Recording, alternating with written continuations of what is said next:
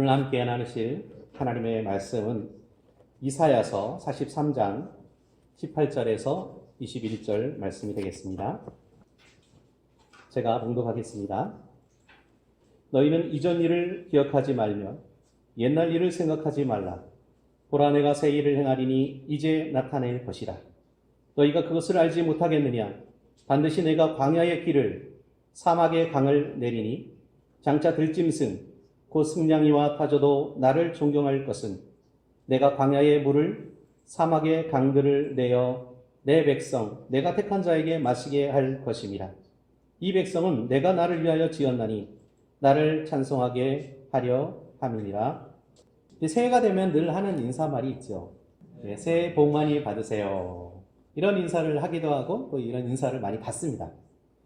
그런데 그 이유는 무엇일까? 한번 생각을 해보니까 아마 지난해보다 올해가 조금 더 낫고 조금 더 좋은 일들, 행복한 일들이 많았으면 하는 바람이 있기 때문에 그런 것 같아요. 오늘 함께 읽으신 이사야서 43장 18절 말씀은 이렇게 시작하죠. 너희는 이전 일을 기억하지 말며 옛날 일을 생각하지 말라. 물론 고통스러운 기억, 실패했던 경험, 그리고 힘들었던 모든 일들은 잊어버리고 싶죠. 근데 이 본문이 기록된 이사야서 43장 16절부터 17절 말씀에 보면 이렇게 기록되고 있거든요. 나 여호와가 이같이 말하노라. 바다 가운데 길을 큰 물 가운데 지름길을 내고 병거와 말과 군대의 용사를 이끌어내어 그들이 일시에 엎드러져 일어나지 못하고 소멸하기를 꺼져가는 등불 같게 하였느니라. 자, 이 말씀은 바로 하나님께서 바닷길을 뚫어서 이집트의 노예로 살고 있던 이스라엘 백성들을 구원해내셨던 기적적인 그 사건에 대한 것입니다. 당연히 이스라엘 백성들이 길이 기억하고 기념해야 될 일이죠. 근데 왜 하나님은 이사야 선지자를 통해서 이 모든 것을 잊어버리라고 말씀하고 있는 걸까요? 아마 그 이유는 성공의 기억이든 또 실패했던 기억이든 과거에 매여 있으면 앞으로 나아갈 수 없기 때문일 것입니다. 우리 그리스도인들, 하나님의 사람들에게도 히브리서 6장 2절에 보니까 세례들과 안수와 죽은 자의 부활과 영원한 심판에 대한 교훈의 털을 다시 닫지 말고 완전한 대로 나아갈지어다, 이렇게 말씀을 주시고 있습니다. 종종 우리 주변 사람들 중에는 과거에 매몰되어서 과거 이야기를 많이 하는 분들이 있어요. 왕년에 내가 뭐 이런 일들을 했다. 과거에 나는 또 이런 경험도 했고, 과거 이야기를 하면은 막 흥분을 하고 막 즐거워하는 분들을 봅니다. 일반적으로 자기 자랑하는 경우가 많이 있죠. 그리고 자기 연민에 빠지는 경우도 있습니다. 자기가 힘들었던 경험, 이런 거 이야기하면서 동정을 구하는 경우도 있습니다. 그런 분들 중에 많은 분들이 미래에 대한 생각 혹은 미래에 대한 비전, 미래에 대한 계획은 잘 하지 않는다는 점이에요. 우리에게는 현재가 정말 중요합니다. 지금 우리가 이렇게 예배 드리고 있는 이 상황, 우리가 형제 자매들과 함께 만날 수 있고 모일 수 있고 함께 예배를 드릴 수 있다는 이 사실이 너무나도 소중한 거예요. 이 시간은 다시 오지 않습니다. 또 앞으로도 중요하죠. 앞으로 어떻게 사느냐도 참 중요해요. 베드로는 한때 자신의 스승이었던 예수님을 모른다고 3번이나 부인했던 사람이에요. 바울도 예수님을 따른다는 그 이유로, 또 예수님을 전한다는 이유로 스데반을 죽이는 그 일에 앞장섰던 과거가 있었습니다. 아브라함도 자기 아내를 2번이나 아내가 아니고 내 누이 동생입니다, 거짓말을 한 적이 있었어요. 모세는 과거에 살인자였습니다. 다윗은 어땠습니까? 다윗은 간음의 죄를 저질렀어요. 그렇게만 끝났다면 아마 그들의 인생은 역사의 기록에 남겨지지 않았을 겁니다. 그들은 자기의 잘못을 뉘우쳤습니다. 그리고 변화된 삶을 살기 위해서 노력했다는 거예요. 그 결과 베드로는 교회를 세우고 또 성령의 강림이 이루어지는 그 과정 속에서 예루살렘과 유다와 사마리아와 이방인에게 복음이 전파되고 성령이 강림하는 그 놀라운 사역의 현장 속에 있었습니다. 그리고 바울은 유럽 사람들에게 복음을 전해서 세계를 복음으로 정복하는 그 놀라운 일들이 일어났잖아요. 그리고 아브라함은 당연히 믿음의 조상이 되었고요. 다윗도 역시 이스라엘 사람들에게 존경받는 왕이 되었습니다. 사단은 과거를 돌아보게 만듭니다. 과거를 회상하게 만들어요. 너 작년에 이런 일을 했지, 이런 경험이 있었지 하면서 과거를 돌아보게 만듭니다. 그래서 앞으로 나아가지 못하게 만드는 그런 일을 합니다. 그리고 그 과거의 그림자 속에 우리를 가두어 놓기를 원하는 거예요. 너 같은 사람이 뭘 할 수 있겠어? 좌절에 빠지게 만듭니다. 그러나 성령은 이렇게 우리에게 말씀합니다. 성경을 통해서 그런즉 누구든지 그리스도 안에 있으면 새로운 피조물이라. 보라, 이전 것은 지나갔으니 새 것이 되었도다. 2021년도는 지나갔어요. 이제 새해가 왔습니다. 보라, 내가 새 하늘과 새 땅을 창조하리니 이전 것은 기억되거나 마음에 생각나지 아니할 것이라. 이제 새 것만 기억하신다는 거예요. 상대성 이론의 전제는 모든 우주의 물질이 빛의 속도로 달려가고 있다. 그 전제를 가지고 있어요. 그리고 지구에 사는 우리들에게는 시간이 막 이렇게 흘러가는 것처럼 보이죠. 과거가 있고 현재가 있고 미래가 있지만 우주로 나가면, 이 지구 밖으로 나가면 그럼 이 시간과 공간은 상대적이 된다는 거예요. 절대적인 시간이라는 거 없다는 거예요. 지구에서의 이 24시간과 또 다른 별, 목성이라든지 해왕성, 명왕성 이런 데서의 그 시간의 개념이 다르다는 거예요. 태양을 도는 그 주기가 다르잖아요. 공전과 자전이 있는데 이게 주기가 다르잖아요. 그러니까 당연히 다른 거죠. 오직 한 가지 절대적인 게 있다는 거예요. 빛의 속도라는 거예요. 빛의 속도는 어떤 일이 있어도 절대적이라는 거예요. 빛의 속도보다 더 빠른 건 없고 그것이 하나의 기준이 되는 거죠. 그래서 과거나 현재나 미래가 동시에 존재한다는 겁니다. 우리는 느끼지 못하고 우리는 깨닫지 못하는 거죠. 그런데 하나님은 실제로 그 시간 속에 살고 계십니다. 그 시간을 만드신 분이고요. 그리고 그 시간을 우리에게 말씀하고 있어요. 하나님의 시간을 말씀하고 있어요. 하나님의 시간은 어떤 겁니까? 베드로후서 3장 8절에 보니까 사랑하는 자들아, 주께는, 하나님께는 하루가 1000년 같고 1000년이 하루 같다는 이 한 가지를 잊지 말라. 하나님께는 과거와 현재와 미래가 없습니다. 그 시간을 뛰어넘은 분이기 때문에 그래요. 빛의 속도에 해당되는 분이기 때문에 그렇습니다. 여러분 혹시 인터스텔라라는 영화를 보신 분이 있는지 모르겠어요. 근데 바로 이 인터스텔라가 이 4차원의 세계를 잘 그려내고 있습니다. 과거와 현재와 미래가 이렇게 중첩되는 것을 이제 표현하고 있는 그런 영화입니다. 그럼 과연 이 신비로운, 우리가 이해하기 정말 어려운 이 평면적인 구조, 이 3차원의 세계에 살고 있는 우리들은 도저히 알 수가 없는 그 우주의 구조는 누가 만든 것일까? 누가 디자인했을까? 성경은 이렇게 말씀하고 있습니다. 창세기 1장 1절에 보니까 태초에 하나님이 천지를 창조하신다. 2절에 보니까 그때 상황이 땅이 공허하고 흑암이 깊음 위에 있고 하나님의 영은 수면 위에 운행하시냐. 하나님이 이르시되 빛이 있으라 하시니 빛이 있었고, 하나님께서 만드셨다는 거예요. 이 빛을 만드셨다는 거예요. 절대적인 기준이죠. 그것을 만드셨다는 거예요. 히브리서 3장 4절에는 집마다 지은 이가 있으니 만물을 지으시는 하나님이시니라. 여러분, 이 앞에 놓여있는 이 책상 의자 하나도 하늘에서 그냥 떨어진 게 없습니다. 땅에서 솟은 게 없어요. 누군가가 만들었어요. 우주도 마찬가지. 우리가 살고 있는 이 세상도 마찬가지. 하나님께서 지으셨다라고 말씀하고 있어요. 하나님께서 창조하셨다 말씀하고 있습니다.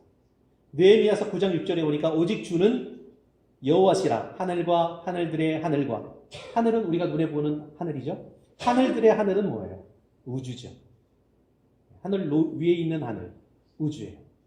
1월 성신, 달과 별, 행성들이죠. 행성들과 다른 별들이죠. 이런 것들을 누가 만들었다고요? 하나님께서 다 지으셨다는 거예요. 그 속에 있는 바다와 바다 속에 사는 모든 것들과 함께 하나님께서 만드셨다. 그리고 그것을 만드시기만 하는 것이 아니라 주관하시고 있다는 겁니다. 요한복음 1장 13절에 보면 만물이 그로 말미암아 지은 바 되었으니 지은 것이 하나도 그가 없이 된 것이 없다. 하나님께서 제일 먼저 만드신 게 뭐라고요? 빛이죠. 근데 그 빛이 누군가에 대해서 말씀하고 있습니다. 요한복음 1장 9절에 보니까 참빛 곧 세상에 와서 각 사람에게 비추는 빛이 있었나니 그가 세상에 계셨으며 세상은 그로 말미암아 지은 바 되었으니 라고 말씀하고 있습니다. 여기에서 말하는 빛은 바로 하나님의 아들 예수 그리스도를 가리킵니다. 로고스, 말씀, 빛, 이것이 예수님의 별명이에요. 빛의 속도는 현대 과학자들이 유일하게 인정하는 겁니다. 절대적인 기준으로 인정하는 거예요. 과학자들은 절대적인 것을 잘 압니다. 모든 게 다 상대적이라고 생각을 하죠. 그럼에도 불구하고 그들이 인정하는 것, 빛의 속도, 그것은 부인할 수가 없는 거예요. 사실 양자역학이라는 이론이 발표되면서 이제 빛의 속도를 뺀 과거의 모든 과학적인 전제들 있잖아요. 지금까지 사람들이 과학이라고 생각했고 우리가 과학이라고 배웠던 모든 전제들이 다 무너졌어요. 아이러니하게도 현대 과학자들도 말로 온전히 다 설명할 수 없고 표현할 수 없는 거예요. 그렇게 고백을 해요. 마치 우리가 성부, 성자, 성령, 삼위 하나님, 셋인데 하나예요. 이해할 수가 없잖아요. 수학적으로, 논리적으로 이해가 안 됩니다. 하나님의 존재를 우리가 완벽하게 우리의 언어로, 우리의 논리로 설명할 수가 없어요. 설명하려고 많이 노력을 했고 사람들이 했는데 그런 사람들마다 이상한 쪽으로 갔어요. 이단이 됐어요. 인간들은 온갖 천체 망원경과 우주선을 통해서 우주의 크기를 측정하려고 합니다. 계속해서 허블 망원경, 이런 고도의 천체 망원경을 만들어내잖아요. 그래서 더 멀리 보려고 하죠. 더 많은 별들을 관측을 하려고 해요. 그들이 결국 확인하려고 하는 게 뭘까요? 도대체 이 우주의 끝이 어딘가? 이걸 찾으려고 하는 거예요. 그런데 더 멀리 있는 은하계를 발견하고 찾아내지만 그러나 결국 결론은 뭘까요? 우주는 끝이 없어. 결국에 그들의 결론은 우주는 끝이 없어요. 그래서 이론으로 그걸 만들었어요. 이게 어떤 이론이야? 우주 팽창설이에요. 사람들이 발견하는 만큼 우주는 더 멀리 밖으로 팽창한다는 거예요. 밖으로 나가면 나갈수록 우주는 더 커진다는 거예요. 이해할 수 없죠. 설명하려고 해도 사실은 설명이 안 되는 우주의 원리와 우주의 법칙입니다. 인간들은 모든 물질을 구성하는 원자의 어떤 구성 요소, 핵이 있고 거기 전자가 이렇게 돌고 있잖아요. 그것도 역시 완벽하게 그 정체를 발견해내지 못합니다. 가장 큰 우주, 가장 작은 것, 그냥 존재하는 것만을 알 뿐입니다. 근데 가장 큰 우주와 가장 작은 그 원자의 특징이 무엇일까? 보이지 않는다. 존재하는 건 알지만 우리 눈으로 확인할 수가 없어요. 부분만 확인하는 거예요. 부분적으로만. 우주도 우리가 부분적으로 확인하지만 전체를 볼 수가 없잖아요. 결국은 보이지 않는 거예요. 로마서 1장 20절에 보니까 창세로부터 그의 보이지 아니하는 것들, 곧 그의 영원하신 능력과 신성이 그가 만드신 만물에 분명히 보여 알려졌나니 그러므로 그들이 핑계하지 못할지니라. 결국 하나님은 가장 작은 원자로부터 시작해서 가장 큰 우주까지 만물을 통해서 우리가 창조주의 존재를 믿을 수밖에 없는 그런 근거들을 보여주신다는 겁니다. 근데 그것을 믿지 않는 것은 믿어지지 않기 때문이 아니고 믿고 싶지 않아서겠죠. 믿지 않는 사람들은 과연 어떻게 될까? 마가복음 16장 16절 말씀을 보니까 믿고 세례를 받는 사람은 구원을 얻을 것이요 믿지 않는 사람은 정죄를 받는다 이렇게 말씀하고 있습니다. 요한복음 3장 18절에는 그를 믿는 자는 심판을 받지 아니하는 것이요 믿지 아니하는 자는 하나님의 독생자의 이름을 믿지 아니하므로 벌써 심판을 받은 것이다 이렇게 말씀하고 있습니다. 믿고 싶은데 믿어지지 않는 건 문제가 아니에요. 차라리 하나님이 존재하는지 안 하는지 불가지론이라고 하죠. 잘 모르겠어 라고 고백하는 분들은 정직한 분들이에요.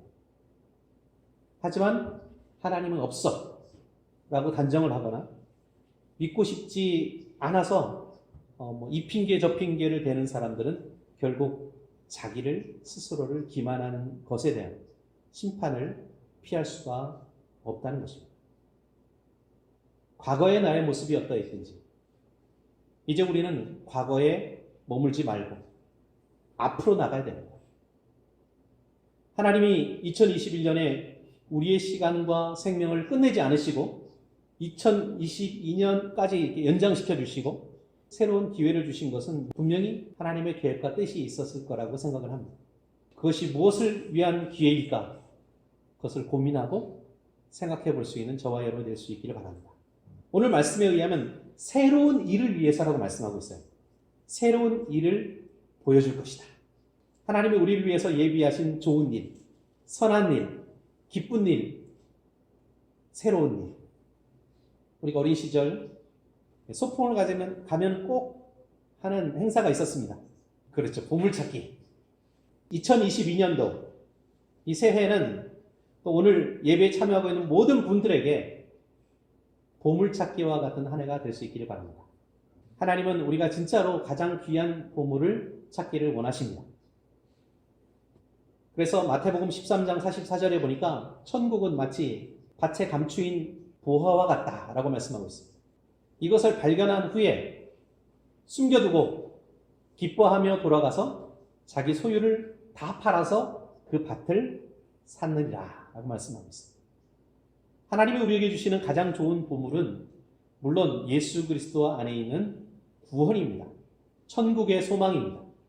그런데 하나님은 우리가 부활과 영생을 누릴 뿐만 아니라 이 땅에서 지금 우리에게 주어진 1년이라고 하는 시간, 2년이라고 하는 시간, 이렇게 흘러가는 것처럼 보이는, 그렇게 우리가 느끼는 그런 시간 속에서도 의미 있고 또 행복한 삶을 살기를 원하십니다. 오늘 본문 말씀 19절에서 20절까지 하나님이 우리에게 보여주시는 새로운 일에 대해서 쭉 나열을 하고 계십니다. 모두 눈을 감고 한번 상상해 보세요. 여러분이 뜨거운 햇볕이 쨍쨍 내리쬐는 그 메마른 사막을 걷고 있어요. 온몸이 뜨겁게 불타오르고 있습니다. 땀을 비오듯 흘리고 있어요. 근데 갑자기 저 앞에 시원한 물이 흐르는 강물이 생겼다고 생각을 해보세요. 얼마나 좋겠습니까? 막 물속에 뛰어들어가 가지고 온몸을 시원하게 적시고 또 목마름을 해결을 할 수 있을 거예요. 근데 그곳이 바로 천국과 같은 곳이고 하나님의 기적이 일어나는 장소인 것입니다. 하나님은 우리를 위해서 반드시 그런 곳을, 그런 일을 예비해 놓으신다는 거예요. 시원한 강물과 같은 그 일로서 우리의 사막과도 같은, 정말 메마른 광야와 같은 그런 삶 속에 생명력을 공급해 주시겠다는 그런 말씀이고요. 변화를 주시겠다는 말씀입니다. 이사야서 55장 1절에 보니까 오호라 너희 목마른 자들아 물로 나아오라. 돈 없는 자도 오라. 너희는 와서 사 먹어라. 돈이 없는데 어떻게 사 먹어요? 그런데 하나님이 무료 쿠폰을 주시는 거예요. 돈 없어도 좋아. 값없이 포도주도 사서 마시고 젖을 사. 또 내게 말씀하시되 이루었도다. 나는 알파와 오메가요 처음과 마지막이라. 내가 생명수 샘물을 목마른 자에게 값없이 주시겠다고 말씀합니다. 요한계시록 21장 6절의 말씀입니다. 저와 여러분에게 22년도 이 올해가 광야의 샘물이 나오고 또 사막에서 강을 만나는 그런 기적과 같은 한 해가 될 수 있기를 바랍니다. 하나님이 우리에게 원하시는 것은 어떤 대가를 원하시는 게 아닙니다. 무슨 지불하기를 원하시는 게 아니에요. 하나님은 무료로 공짜로 포도주와 우유와 생수를 주시겠다 이렇게 말씀하고 있어요. 다만 하나님이 우리에게 원하시는 것은 딱 한 가지입니다. 우리가 왜 지어졌는지, 왜 내가 여기에 태어났는지를 아는 거예요. 하나님을 찬송하는 거예요. 그것이 바로 우리 모두가 이 세상에 태어난 이유거든요. 목적입니다. 우리의 인생을 통해서 찬송받으시기를 원하십니다. 우리의 인생을 통해서 영광 받으시기를 원하는 거예요. 과거를 기억하지 말고 옛적 일을 생각하지 말라. 광야와 같고 사막과 같은 상황 앞에서 생명수 강물이 흐르는 그 놀라운 일을 기대하면서 출발하는 한 해가 되시기를 바랍니다. 한 해 내내 하나님께 영광 돌리는 찬송이 저와 여러분의 입술과 삶 속에서 울려 퍼지기를 우리 구주 예수님의 이름으로 축원합니다.